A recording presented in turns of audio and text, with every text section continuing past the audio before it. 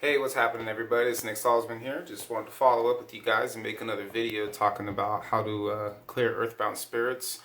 Following up off of the last video, so I kind of wanted to dive a little bit more deeper into the subject. So, there's a lot of different variances on why things can remain earthbound. Whether some people can say, it's unfinished business.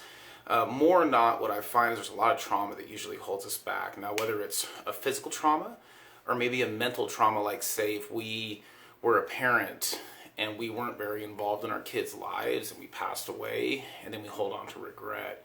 That kind of stuff can also hold on, can make us stay here and stuff because we want to do right. Okay?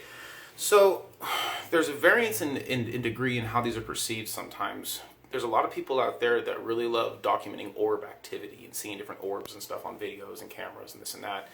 Some of it is anomalies that are going to be caused by the camera. Some of it I do believe is dust, and some of it I do believe is something else. So there's colors that are associated with the different kinds of orbs, and I'll try and clear up some of them for you guys, so maybe it kind of help you understand what you're dealing with. So when we're seeing orbs in a house, oftentimes they're pretty quick. They can fly super fast, and that's just the way they are. If we see a blue kind of orb, understand that this is really more like a spirit guide energy that is around us and stuff, and so it's always seen as something that's very helpful to be around people and stuff. So blue orbs are definitely a good sign. When you see the green orbs, it's very similar to that. It can be correlated with a nature spirit, but more so along the lines of an energy that's there to help heal something or someone. So it's a healing energy if you see something with green.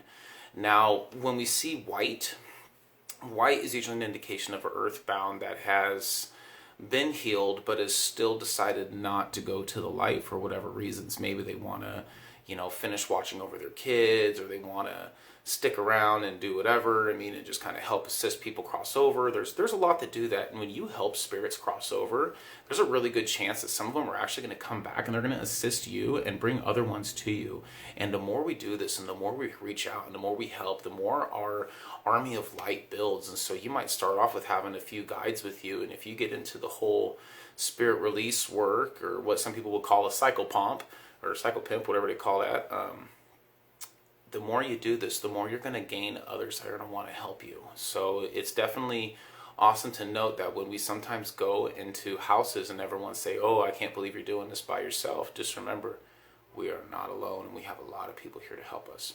Okay, so now when we see orbs that are gray is a clear indication of an earthbound entity. That is something that, it could be someone residual that died in the house before. It could be a family member still lingering around, but anytime we see gray, it's definitely a symbol of an earthbound entity. Now, let's talk about shadows real quick. So there's also variance in degrees in what these different shadows are and how they come to be. Some people have heard of shadow people. Some people have seen more like blobs. Some people see children. Some people see really tall men with hats on. So they're all a little bit different, okay? So one of the things that we can find is when we see something that is shadow, some people immediately think evil, right? For me, what I understand it as is I see low consciousness. Something that's almost asleep, whether it's drug-induced or just awareness-induced. What it is it's kind of like a sleepy state that they be in. For example, if you have someone that, say, died in a hospital from cancer, right? But when they died, they had a ton of morphine that was being pumped into them, right? And they passed away, so when they come out, they're kind of all sleepy state, and they can't really see or do anything very much. And so when we see that shadow, oftentimes it could be them when we see things that have died and are at a very, very low consciousness. So with that being said, we can identify that it isn't evil, but that it needs help. Now, there are some things that are out there that, we see some of these shadows that have maybe red eyes or green eyes or yellow eyes, and most of these are fear inducers.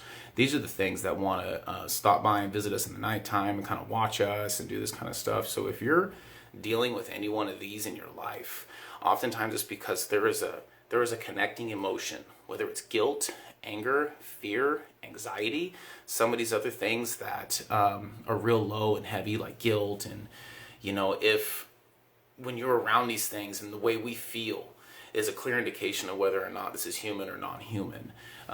If you're picking up on an energy and it's giving you like anxiety and it's giving you like fear, there's a good chance that it's a fear programmed energy that's comprised mostly of mental energy.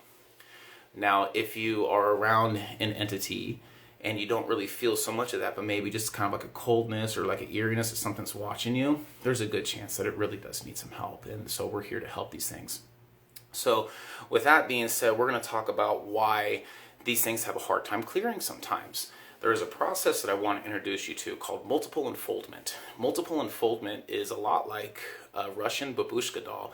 You ever seen those ones that like you open them up and there's another smaller one, and you open it up and there's another smaller one? So what happens is over time, entities get attached to people, and when they pass away, they remain attached to people. And so if we're trying to clear something from a house that we just can't seem to clear it, look for something that's blocking the clearing.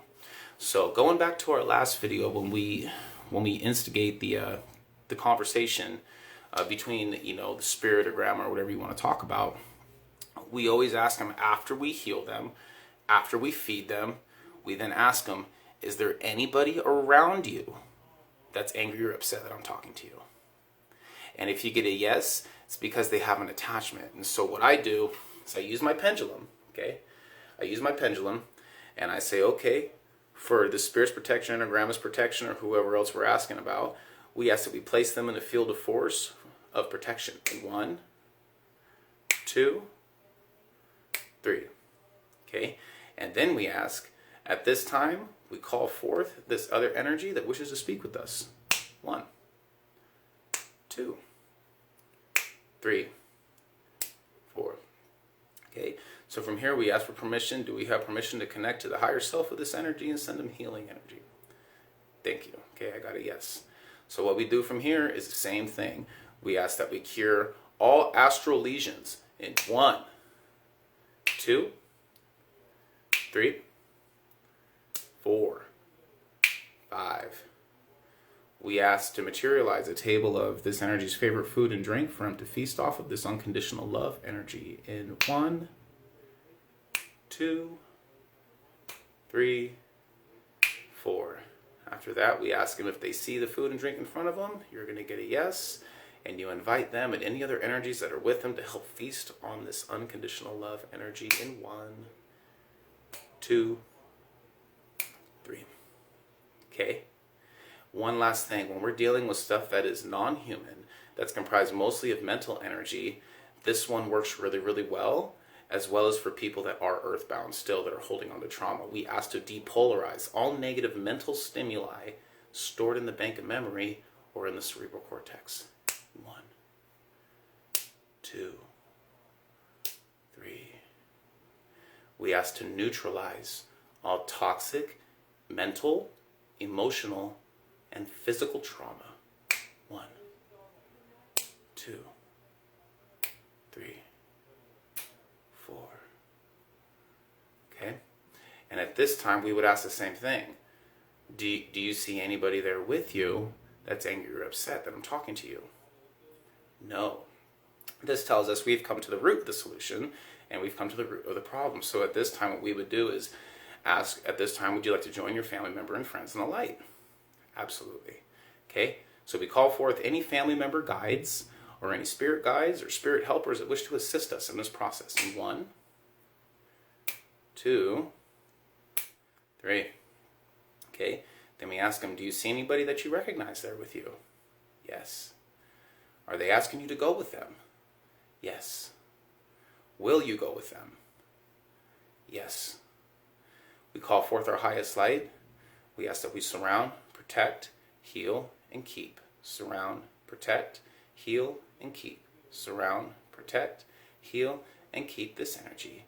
We ask now to place him in the hands of the Lord and allow him to grant access to the Christic planes. Please remove this entity from all timelines, future, past, present, and parallel, and allow balance, peace, and tranquility to become on this energy for all eternity.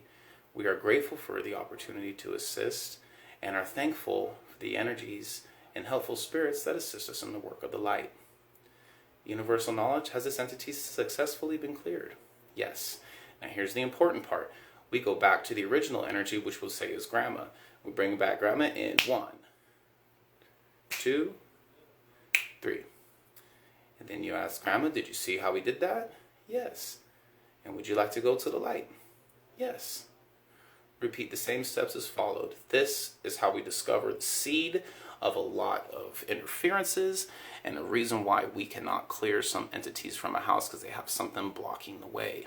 This also works very, very good if you have some sort of poltergeist energy, or maybe some sort of astral fragment that's lingering in a house, like say if you moved into a home when someone committed suicide and blew their head off. This is something that you'll find remaining in the house that can create a collective energy that can influence the thoughts and feelings of those that are in the home. So here's another one that I wanted to really share with you guys about multiple unfoldment. So I hope this kind of helps paint a picture and get your mind going a little bit, and I'll definitely be making more of these videos. But this is how to clear earthbound spirits part 2. Thanks guys, have a good day.